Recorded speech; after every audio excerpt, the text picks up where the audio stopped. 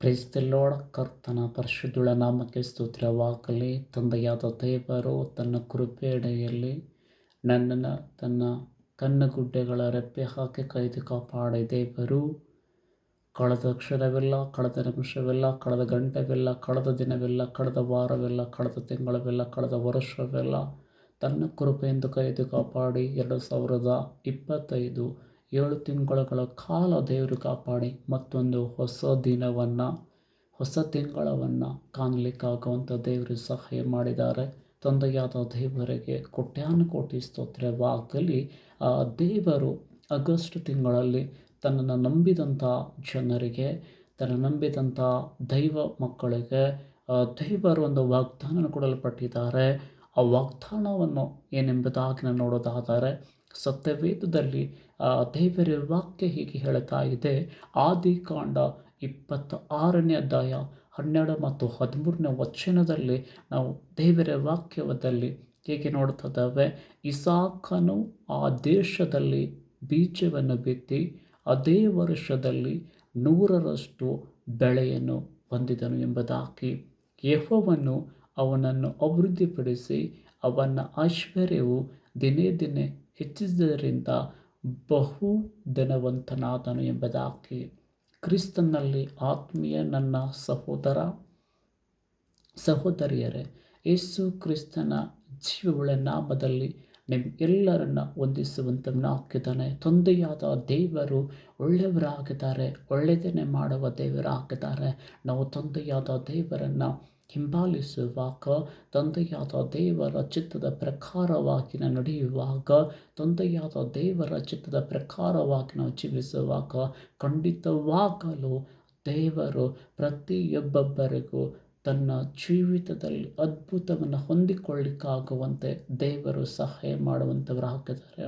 ನಿಮ್ಮ ಜೀವನದಲ್ಲಿ ಎಲ್ಲವನ್ನು ಕಳ್ಕೊಂಡಂಥವರಾಗಿರ್ಬೋದು, ನಿಮ್ಮ ಪರಿಸ್ಥಿತಿಗಳು ಕೆಟ್ಟದಾಗಿರಬಹುದು, ನೀವು ಬದುಕುವಂಥ ದಿನಗಳು ಬಹಳ ಕಷ್ಟಕರವಾಗಿರುವಂಥ ದಿನಗಳಾಗಿರಬಹುದು. ಆದರೆ ದೇವರು ಇವತ್ತು ಜೀವವುಳ್ಳ ವಾಗ್ದಾನ ಮಾಡಲ್ಪಡ್ತಾ ಇದ್ದಾರೆ. ಇಸಾಕನು ಆ ದೇಶದಲ್ಲಿ ಯಾವ ರೀತಿಯಾಗಿ ಬೀಜವನ್ನು ಬಿತ್ತಿದನೋ ಅದೇ ವರ್ಷದಲ್ಲಿ ದೇವರು ಇಸಾಕನಿಗೆ 100ರಷ್ಟು ಆಶೀರ್ವಾದ ಹೊಂದಲಿಕ್ಕಾಗುವಂತೆ, ಬೆಳೆಯನ್ನು ಹೊಂದಲಿಕ್ಕಾಗುವಂತೆ ದೇವರು ಸಹಾಯ ಮಾಡ್ತಾರೆ.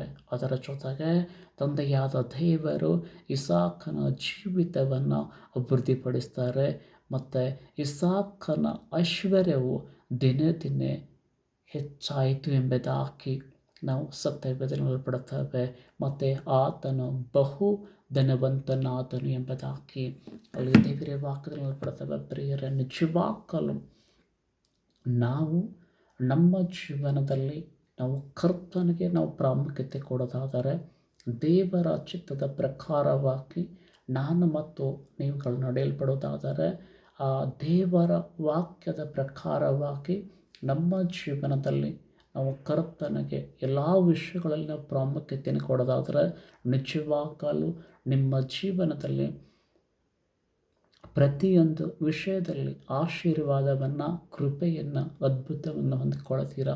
ದೇವರು ನಿಜವಾಗಲೂ ನಿಮ್ಮ ಜೀವನದಲ್ಲೂ ಕೂಡ ಒಳ್ಳೆಯದನ್ನೇ ಮಾಡುವಂಥವರಾಗಿದ್ದಾರೆ. ಹಾಗಾಗಿ ಈ ವಾಗ್ದಾನವನ್ನು ಗಟ್ಟಿಯಾಗಿ ಇಟ್ಟುಕೊಂಡು ನೀವು ಕರ್ತನ ಸಮ್ಮುಖದಲ್ಲಿ ಪ್ರಾರ್ಥಿಸೋದಾದರೆ ದೇವರು ನಿಜವಾಗಲೂ ನಿಮ್ಮ ಬದುಕಿನಲ್ಲಿ ದೊಡ್ಡ ಕಾರ್ಯಗಳನ್ನು ಮಾಡುವಂಥವರಾಗಿದ್ದಾರೆ.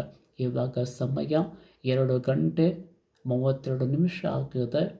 1/8/2025 ಇವತ್ತು ಶುಕ್ರವಾರ ಇದೆ. ನಿಜವಾಗಲೂ ನಿಮ್ಮ ಜೀವನದಲ್ಲಿ ಕರ್ತನು ದೊಡ್ಡ ಕಾರ್ಯಗಳನ್ನು ಮಾಡಲಿಕ್ಕಿದ್ದಾರೆ. ನಾವು ತಂದೆಯಾದ ದೇವರ ಸಮ್ಮುಖದಲ್ಲಿ ನಾವು ಪ್ರಾರ್ಥನೆ ಮಾಡಿಕೊಳ್ಳುವ.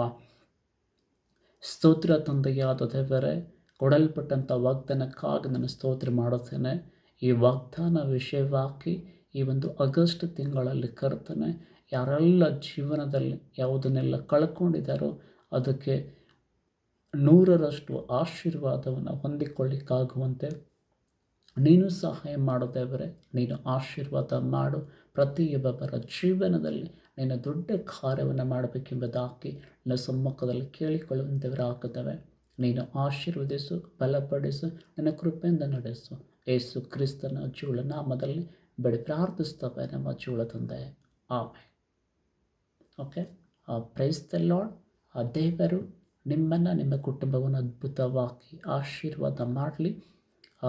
ಯಾರಿಗೆಲ್ಲ ದೇವರ ಸಮ್ಮುಖದಲ್ಲಿ ಆಶೀರ್ವಾದವನ್ನು, ಕೃಪೆಯನ್ನು, ಅದ್ಭುತವನ್ನು ಹೊಂದ್ಕೊಳ್ಬೇಕೆಂಬುದಾಗಿ ಬಯಕೆ ಇದೆಯೋ, ಸೊ ಈ ವಾಕ್ಯದ ಪ್ರಕಾರವಾಗಿ ಕರ್ತನ ಸಮ್ಮುಖದಲ್ಲಿ ನೀವು ಪ್ರಾರ್ಥಿಸೋದಾದರೆ ಕರ್ತನು ನಿಜವಾಗಲೂ ಆದಿಕಾಂಡ 26ನೇ ಅಧ್ಯಾಯ 12 ಮತ್ತು 13ನೇ ವಚನದ ಪ್ರಕಾರವಾಗಿ ನಿಮ್ಮನ್ನು ಅದ್ಭುತವಾಗಿ ಆಶೀರ್ವಾದ ಮಾಡುವ ದೇವರಾಗಿದ್ದಾರೆ. ನಮ್ಮ ತಂದೆಯಾದ ದೇವರ ಕೃಪೆಯು ನಿಮ್ಮೆಲ್ಲರೊಂದಿಗಿರಲಿ. ಮೈ ಗಾಡ್ ಬ್ಲೆಸ್ ಯು.